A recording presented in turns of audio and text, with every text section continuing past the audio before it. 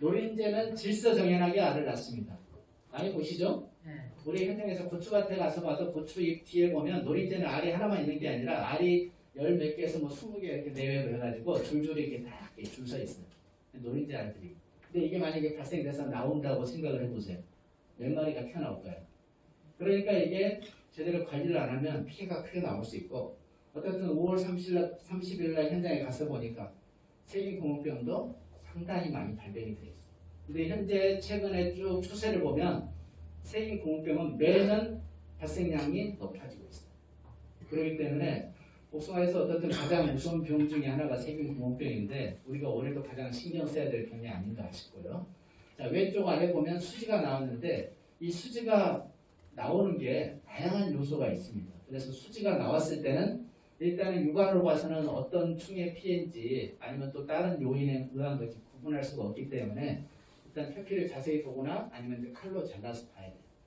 그래서 노린재나 이렇게 구침을 박아서 이렇게 피해를 주는 경우는 잘라서 보면 구침의 흔적이 들어가 있어요. 침의 흔적이 콕 찍은 흔적이 나와 있고 우리가 이제 심식충, 복숭아 심식나방이나 이런 게 피해를 줬을 때는 똥은 배설이 안 되잖아요. 심식나방은.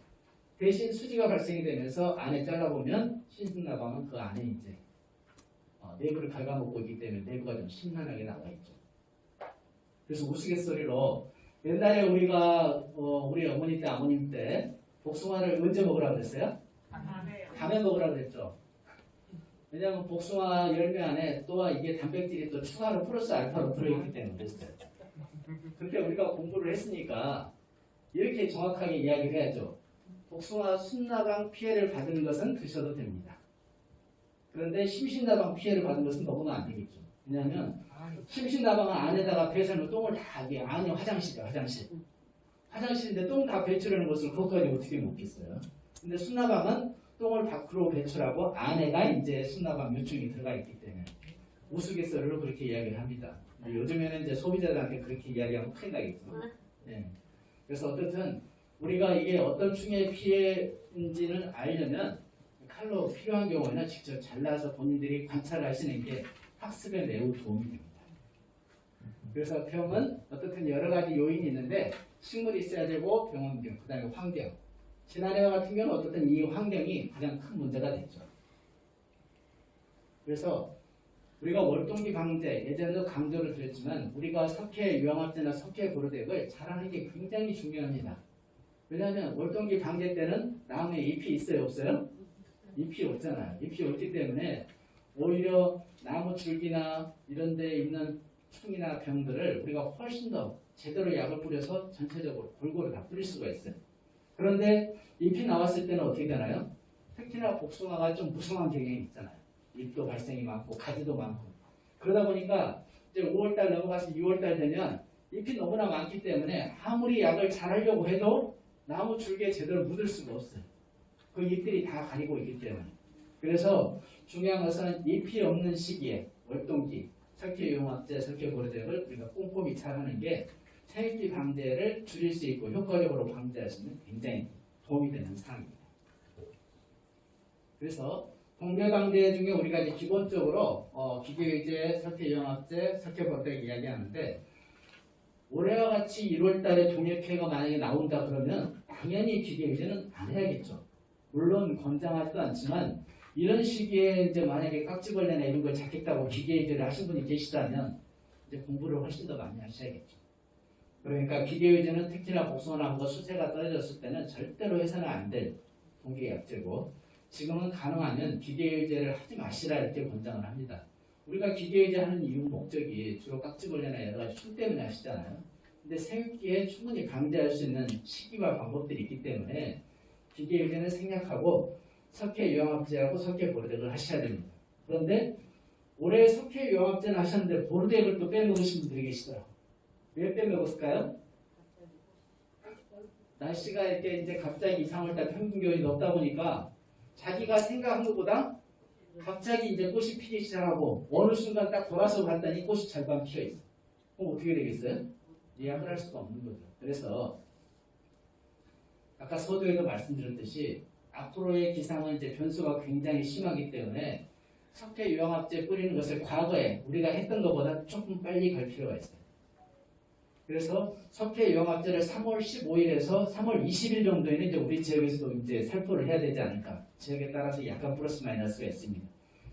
유황합제 살포하고 나서 일주일이 경과되는 석회 보르덱을 살포하실 수가 있어요. 그래서 개화 상황을 보고 석회 보르덱은 개화와 그다음에 날씨 상황 두 가지를 체크하셔야겠죠. 비가 온다는데 바로 저녁에 비 온다는데 오늘 뿌릴 수는 없잖아요. 그래서 날씨와 기상, 개화 상황까지 체크한 다음에 석회 보르덱은 뿌리시고 대신 3월 달에도 어떻게 보면 4월 초에도 비가 종종 내리잖아요. 그래서 과거에는 5일이나 일주일 정도 비가 오지 않았을 때 석회 보르덱을 살포하라고 그렇게 우리 예전에 경험하신 분들은 말씀을 했어요. 근데 지금은 기상 여건이 내가 살포할 수 있는 것을 도와주지 않습니다.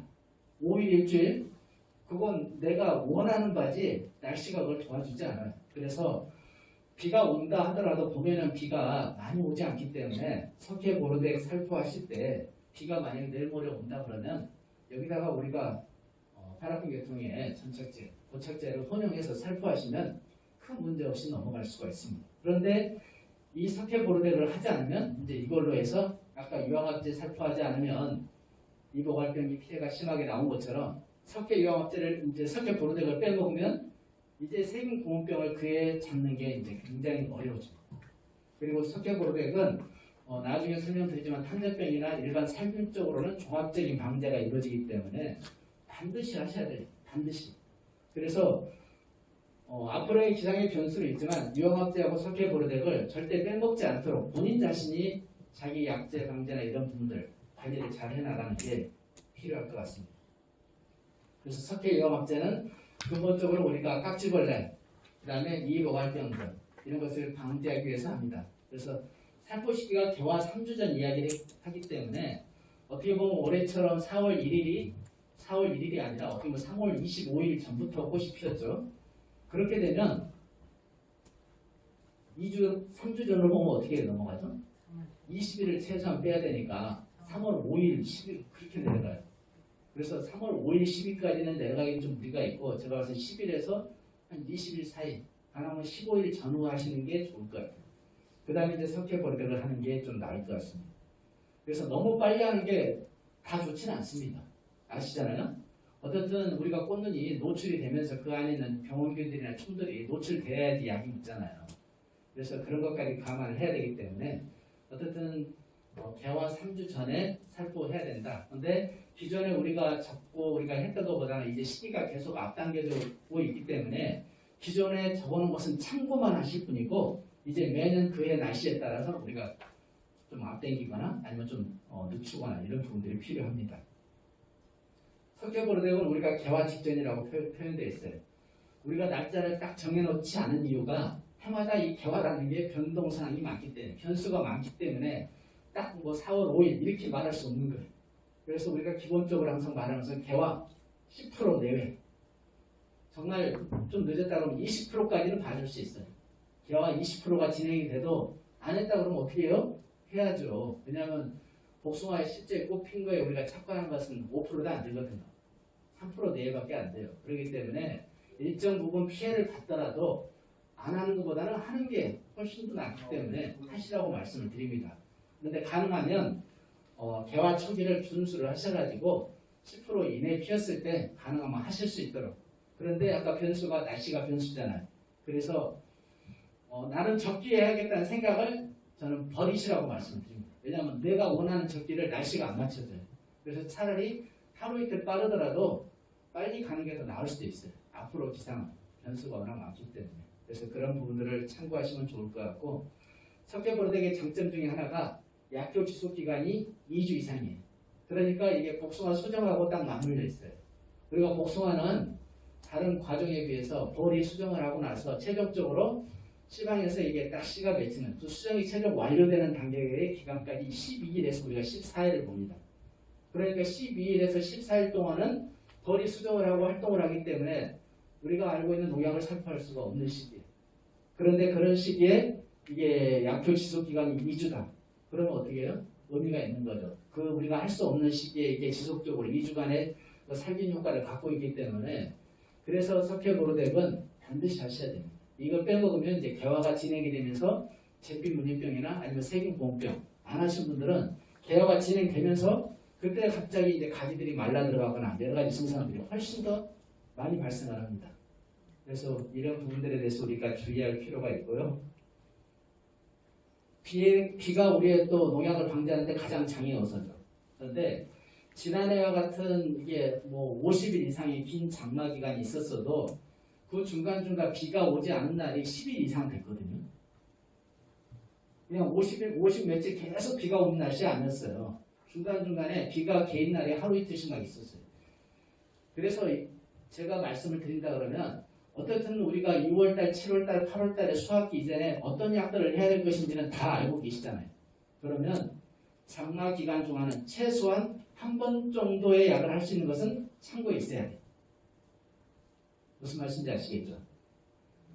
비만 그쳤다 하면 바로 내가 나갈 준비가 딱 돼 있어야 돼요. 이게. 비 그쳤는데 그때 가서 약 사러 간다 이렇게 하시면 이제 곤란하겠죠? 왜냐하면 그걸 기다려주지 않는다. 그래서 여름철에는 항상 약제 방지하실 때 어느 시기에 어떤 병과 충이 나온다는 게 기본적으로 데이터가 나와 있기 때문에 항상 한 번 내지 두 번 정도의 약을 할 수 있는 것은 참고에 딱 사놨다가 조건만 되면 바로 가서 약을 하셔야 돼요. 그래서 지난해 어떻게 보면 충보다도 병 피해가 훨씬 더 심했잖아요. 왜냐하면 건조하면 충이 더 심하고 습이 많고 비가 많이 오면 병이 심하잖아요. 지난해 같은 경우는 병이 굉장히 심했다는 거예요. 그런데 제가 우리 전남 지역뿐만이 아니라 경북이나 다른 지역 가서 보니까 복숭아뿐만이 아니라 사과 농사를 짓는 분들이거나 대농사를 짓는 분들 동일합니다. 비가 오는 그 중간에 그 타이밍을 놓치지 않고 약을 하신 분들은 지난해 가을에 정상적으로 어느 정도 수확을 했는데 비 오는 중간중간에 전혀 준비하지 않고 계시다가 약을 사러 간다거나 이러신 분들 아니면 약을 못 하신 분들 이런 분들이 이제 낙과도 심하고 병도 많이 걸리고 그런 경우들을 제가 굉장히 많이 봤어요. 그러니까 결론적으로 농사를 잘 짓고 못 짓고는 다른 거 없어요. 내가 얼마나 사전에 준비를 잘하고 거기에 대해서 어떤 상황이 벌어질 때 빨리 대응 능력을 키우느냐. 그리고 똑같은 약을 하시는데도 제때 하신다고 그 지나고 나서 하는 분하고는 또 천지 차이. 그리고 이제 또 한 가지 또 중요한 게 있어요. 어떤 약을 쓰느냐. 이제 좀 이따 뒤에 또 설명을 드릴게요. 그래서 우리가 병원균이 이렇게 왔을 때 병은 옛말에 그랬잖아요. 식물도 그렇지만 사람도 어떻게 해요? 병은 키우면 안 된다고 그랬잖아요. 우리 어머님들 아버님들 항상 말씀하셔요. 병은 키우면 안 된다고. 빨리 병원에 가라고 그랬잖아요. 나무도 식물도 동일합니다. 병은 키워서 잡는 게 아니라 병은 나오기 전에 예방적으로 가는 거예요. 그래서 우리가 코로나도 예방주사 맞잖아요. 똑같지 않습니까? 그래서 기본적으로 복숭아에 나오는 잿빛무늬병, 세균보온병, 탄저병, 우리가 이슈가 됐던 탄저병들도 기본적으로는 예방적으로 방제가 먼저 들어가는 게 필수적인 사항이에요. 나온 다음에 하면 이미 이제 찼다는 거예요. 그래서 어떻게 하면 그 대응 능력을 우리가 예방적으로 잘 할 것이냐가 병 방제에 있어서 제일 중요한 사항입니다. 그래서 병이 발생했을 때 바로 이게 침투해서 들어가는 게 아니라 일단 전 단계, 호자가 먼저 부착 발화해서 그 다음에 이제 침입되는 단계, 발병되는 단계. 이제 발병이 되면 이제 우리 육안으로 이제 진단이 되죠. 근데 그때는 이미 늦었어요. 이미. 그래서 중요한 것은 예방적으로 미리 이제 치료제와 우리가 보호제로 나눠지는데 예방적 방제할 때는 이제 우리가 보호제를 쓰실 필요가 있어요. 그래서 이런 약들을 우리가 할 때 효과적으로 우리가 이제 보조제를 쓸 수 있는 것들이 있습니다. 보조제. 그게 바로 이제 우리가 전착제라고 이야기하는 것들이고 이 파라핀 계통의 이제 전착제는 이제 고착제로 훨씬 더 이제 차별성이 있기 때문에 그리고 단순하게 이걸 전착제 그 개념보다는 또 다른 부가적인 여러 가지 효과들이 있기 때문에 따로 구분을 합니다. 그래서 이와 같은 제품들의 이제 장점이 여러 가지 있고요. 그다음에 이제 봉지 씌우기를 하지 않는 무봉지 재배 농가의 경우에는 훨씬 더 효과적으로 쓸 수 있는 이런 자재가 있습니다. 그래서 어떻든 이건 나름대로 우리가 복숭아 접목을 하게 되면 예전에 양초로 코팅을 하잖아요. 수분 전반을 막고 외부에서 이렇게 들어오지 말고. 마찬가지로 이게 파라핀 계열 양초하고 연결 지으시면 됩니다. 그래서 코팅을 해줌으로 해서 1차적으로 외부에서 이제 병원균이나 이런 것들이 달라붙는 것도 막아주는 역할도 하고, 그 다음에 이제 고온 건조기 때는 탈수 방지 효과도 있고, 그리고 제가 봐서는 지금 조온 피해가 우려될 때도 이게 나름대로 코팅을 해주기 때문에 조온에 대한 그런 부분들도 경감시켜주는 부분들이 설탕하고 복합적으로 했을 때 제가 봐서는 분명히 일정 부분 효과가 같이 연계되어서 있을 거라고 생각을 합니다. 그래서 파라핀 계열의 전착제, 고착제들은 이런 제품들이 현재 시중에 판매가 되고 있습니다. 근데 중요한 것은 지난해 이 제품들이 어마어마하게 많이 팔렸어요. 왜냐하면 작년에 기상이 이게 안 팔릴 수 없는 그런 조건에 가 있다 보니까, 그래서 어떻게 보면 향후에도 농약값이 우리가 싸지 않잖아요. 비싼 농약 쓰면서 보조제는 어떻게 보면 거기에 비해서는 훨씬 더 싼 편이잖아요. 그래서 이런 보조제를 우리가 잘 쓰게 되면 이게 오히려 농약에 대한 비용을 줄일 수 있는 하나의 또 방법일 수 있겠다 말씀을 드립니다. 어떻든 병해충 방지에 대한 기본은 날씨입니다. 날씨가 가장 초점이에요. 그래서 예전에 이제 제가 현장에서 경험을 했을 때 항상 저도 날씨 체크를 하는데, 과거에 2016년 사례를 보시면 이게 있어요. 2016년 5월 2일 날 제주공항, 만약에 광주공항이다, 강풍이 불었다, 비행기가 뜨지 못했다. 그럼 어떤 상황이 벌어지겠어요? 그럼 당연히 바람이 많이 심하게 불었겠구나. 바람이 심하게 불면 가장 문제되는 병이 있잖아요. 세균공업병.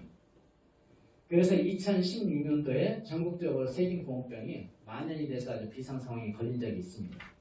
그래서 우리 지역에도 보시면 제가 이 사진을 찍은 게 5월 26일이에요. 그러면 보시면 강풍이 불었던 것은 5월 2일이거든요. 그러면 한 24일 정도, 거의 3주 정도의 차이가 나죠. 그러니까 이 3주 정도의 그 기간 동안에 5월 초면 이게 온도가 낮은 시기잖아요. 그래서 세균공업병이 발병을 하더라도 우리 눈으로 보는 데는 2주 이상의 시간이 필요해요. 그러니까 강풍이 불었다는 것, 잎이 조금 찢어졌다는 정도의 사람들이 생각을 하지, 세균공업병이 우리 과수원 내부에 굉장히 많이 확산이 되겠구나, 여기까지 생각을 안 하신다. 그래서 결론적으로 많은 분들이 이제 공업병이 나타나고서 그때 물어보시고 무슨 약을 해야 되느냐, 그리고 우리 과수원에 와서 받아라, 이렇게 하십니다. 근데 보시면 5월 26일이면 우리 작업 단계가 어디까지 가 있어요? 거의 이제 봉지 시기가 거의 마무리 단계 시점에 가 있는 상황이 5월 26일이면, 안 그렇습니까? 적과는 뭐 진짜 끝났고, 근데 보시다시피 이 열매에 보시면 이게 다 세균공업병 피해예요. 이 수지도 나와 있지만 이 안에 이게 수지를 떼어내면 그 안에 움푹 들어가 있어서 이제 미세 열과도 돼 있고, 이런 과일들이 엄청나게 많아요. 보시다시피 이 잎도 보시면 구멍이 뚫려 있는 게 얼마나 많이 보입니까? 온통 과수원에 다 세균공업병이 번져 있어요. 그래서 중요한 것은 어느 시기에 약을 해야 된다, 기준이 없어요. 기준이. 그해 날씨가 어떤 상황이 벌어졌냐에 따라서, 만약에 조금 전에 예보처럼 5월 초에 만약에 강풍이 불어서 문제가 된다, 그럼 어떻게 해요? 물어볼 것도 없어요. 바로 그날 오후에 바람이 안 분다거나 아니면 다음날 아침에 바로 가서 다 제껴놓고 세균공업병 약제는 하셔야 됩니다. 세균공업병 약제를 바로 하셔야, 물어볼 것도 없어요. 대신 하실 때 적용 약제에다가 아까 이야기했던 보조제를 같이 혼용을 해가지고 살포하시는 게 제가 봐서는 훨씬 더 바람직한 방법입니다. 그래서 이때 이제 전국의 복숭아 연구소부터 해서 다, 그리고 언론에까지 세균공업병이 전국적으로 만연이 돼서 문제가 됐다고 언론에 보도가 됐었죠. 그래서 7월 초에 가면 이와 같이 이제 열매가 어떻게 해요? 팔 수 있어요? 팔 수가 없죠. 이런 과일이 됩니다. 그래서 최근에 제가 세균공업병 발생 추이를 보면 2016년도에도 피해가 심했다고 우리가 이야기를 했는데 2019년도 보면 여기까지 올라와 있습니다. 그때도 이게 그때 확산된 게 계속 치료가 안 되고 어떻게 보면 가원에서 계속 누적이 된 걸로 제가 봐서는 보입니다. 왜냐하면 이 자료가 이제 농촌진흥청에서 전국적인 상황을 체크한 거거든요. 보시면 16년도에 심했는데 계속 뭐 16, 17, 18, 19, 19년도에는 거의 2배. 그러니까 어떻게 됐겠어요? 지난해 어떻게 됐어요? 날씨가 2020년도 19년도에는 태풍도 많이 불었지만 2020년도에 그 긴 장마. 그러니까 이게 세균공업병의 밀도가 떨어졌을 거란 예측을 하기가 절대 어렵다고. 환경과 조건이 늘었으면 늘었지 지난해 세균공업병이 줄어들었을 거라고 생각하세요? 안 하시죠? 왜냐하면 약도 제대로 하지 못했을 뿐더러 그 긴 장마에 비가 왔는데 세균공업병이 더 퍼지면 퍼졌지 줄어들 수 없는 요건에 가 있어요. 그러면 올해는 어떻게 해야겠어요? 세균공업병 방지에 대해서 또 신경을 또 쓰셔야 될 상황이 되어 있습니다. 우리가 추세를 파악할 필요가 있거든요. 이 전체적인 추세는 지금 계속 올라가는 추세. 그래서 세균공업병은 우리가 이제 많이 들으신 내용이지만 어떻든 나무 지금 줄기나 여러 가지 부분 나벽에 다 월동돼 있고 벌써 이미 2월 하순부터 증식되어서 벌써 4월 하순이면 잎이 전개되고 나서 이제 비바람을 통해서 비공으로 이제 기회와 조건만 되면 바로 들어가서 발견될 수 있는 요건이에요. 그러니까 언제든지 얘는 조건만 맞으면 무조건 이제 들어가서 발견이 되는 거예요. 근데 그 조건을 누가 충족을 시켜줘요? 날씨가 그 조건을 충족을 시켜줄 수도 있고 안 시켜줄 수도 있고. 그래서 이 부분은 이제 어떤 상황이 어떻게 벌어질지 우리가 모르기 때문에 항상 우리가 주의 깊게 관찰하고 거기에 따라서 우리가 대응을 해야 된다는 것입니다. 그리고 비바람에 대해서 가는데 중요한 것은 잠복 기간이 16도씨에서 16일. 온도가 20도씨 이상 올라가면 9일. 그러니까 온도가 낮은 시기일수록 병이 침입하고 나서 육안으로 보이는 데는 시간이 길게 걸린다. 그래서 우리가 항상 차를 놓친다는 거예요. 이미 떠나고 난 다음에. 그래서 조금 전에 말씀드린 대로 어떻든 비하고 바람과의 밀접한 관계가 있고 특히 봄비는 여름비처럼 소나기가 오지 않기 때문에 제가 봐서는 가장 큰 변수는 바람입니다. 바람. 이제 부가적으로 비가 영향을 좀 미칠 수 있는데 가장 중요한 요소는 바람입니다. 그래서 봄에 특히나 봄바람 많이 불잖아요. 근데 그 봄바람 정도가 정말 소형 태풍급 정도로 비행기가 이륙할 수 없는 정도의 강풍이 분다. 그러면 그때는 이제 방제를 우리가 어떻든 하셔야 될 상황입니다. 세균공업병 우리가 약제는 이제 몇 가지가 있는데 통계강제로 그래서 석회보르덱이 필수예요. 석회보르덱은 제가 여기 이제 파란색으로 이렇게 해놨는데 석회보르덱을 개화 직전에 반드시 하셔야 되고 석회보르덱은 세균공업병뿐만이 아니라 세균성 수직병, 그 다음에 탄저병에도 효과가 있는 약제입니다. 그래서 근데 중요한 것은 이제 비 오기 직전에 그냥 이 약제만 살포를 하게 되면 석회 성분이 비에 의해서 쉽게 내려가게 되면 약해가 나올 수가 있어요. 그래서 석회 성분이 쉽게 내려가지 않도록 보호하기 위해서 아까 고착제나 이런 부분들, 전착제를 혼용을 하는 겁니다. 과거에는 우리가 이제 잎이 나고 나서는 이 노란색에 나와 있는 황산아연 석회액을 과거에 많이 썼어요. 그런데 황산아연 석회액은 이제 문제가 뭐가 있냐면 석회 성분이 이제 잎에 묻어있기 때문에 농약으로 일단은 살포한 것을 오인할 수 있는 가장 또 그런 부분이 되고 그 다음에 열매를 봉지를 싸고 적과하고 할 때 이게 이제 날려요. 그러다 보니까 황이나 이런 게 들어가 있고 하다 보니까 이제 눈에 들어가면 어떤 효과가 나오고 있어요? 우리가 유황합제 뿌릴 때 아주 그냥 눈물을 흘리시잖아. 이게 따갑기도 하고 일하는 데 에로션이 너무 많아요. 그래서 지금은 이제 이런 문제점도 있고 해서 또 무공기 재배하신 분들도 있고 해서 최근에는 이제 맑은 아연 보르덱을 많이 이제 우리 지역에서도 추천을 하고 또 사용을 하고 계십니다. 그래서 여기에는 이제 아연이라는 미량 요소도 들어가 있고 어떻든 아까 그런 이제 적과나 방제시기 할 때 뭐 애로사항도 없고 하기 때문에 그리고 또 붕소도 0.1% 들어가 있기 때문에 어떻든 붕소가 들어가 있으면 기본적으로 과일을 정상과로 만들고 모양도 이쁘게 하고 하는데 또 붕소가 중요한 역할을 하거든요. 그래서 그런 역할을 하기 때문에 이쪽 부분의 약제를 우리가 검토해서 사용할 필요가 있습니다. 최근에 이제 제가 추가적인 연구 자료를 제가 어떻든 농업인 대학이니까 우리가 좀 더 공부를 해야 되지 않겠습니까? 그래서 헷갈려에서 나오는 이렇게 세균공업병에 조사하고 이제 어떤 방법이 있는가 우리 농촌진흥청에서 조사를 해봤어요. 그래서 5월에서 8월달에 조사를 해봤는데 우리가 헷갈리라고 이야기하는 씨가 단단한 과일들 있잖아요. 대표적으로 우리가 이제 복숭아, 그 다음에 자두, 살구, 플럼코트, 체리 이게 다 헷갈려에 들어가는 과일들입니다. 우리 자두는 예전에 많이 하셨지만 지금은 이제 별로 없지만 자두 우리가 잉크병이라고 이야기했잖아요. 이게 다 세균공업병이에요. 그래서 헷갈리는 이와 같이 생긴 구멍병이 다 나와요. 다 나오는데 발생의 양상이 틀립니다. 그래서 복숭아는 과일이 가장 많이 나오고 그 다음에 잎, 줄기. 근데 피해는 과실에 제일 심해요. 그 다음에 잎도 그 다음에 많이 나오고. 그래서 발생은 이제 5월 하순부터 육안에 보입니다. 실질적으로는 그 전부터 나오는데. 근데 자두나 살구, 플러부터 보면 주로 과일에 여기도 많이 발생해요. 그래서 어떻든 우리가 초창기에 방제를 잘하지 못하고 잎에서 방제가 안 되면 바로 병균이 이제 가을로 이동이 돼요. 그리고 복숭아는 그래도 봉지씨기라도 하는데 자두, 살구, 플럼코트, 체리는 봉지씨기를 안 하잖아요. 그러니까 1차적으로 입에서 방제가 안 되면 과일로서 피해가 나올 확률이 굉장히 높습니다. 그 다음에 이제 복숭아의 두 번째 무서운 병이 젖병문이병입니다. 젖병문이병은 잠깐 10분 쉬었다가 하겠습니다. 3시 1분이니까 3시 10분에 하겠습니다.